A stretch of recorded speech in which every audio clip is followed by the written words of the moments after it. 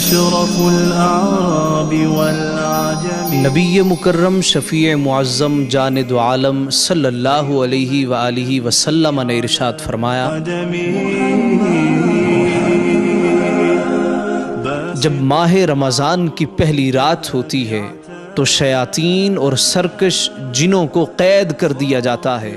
جہنم کے تمام دروازے بند کر دیے جاتے ہیں، اور رمضان المبارک میں جہنم کا کوئی دروازہ نہیں کھولا جاتا،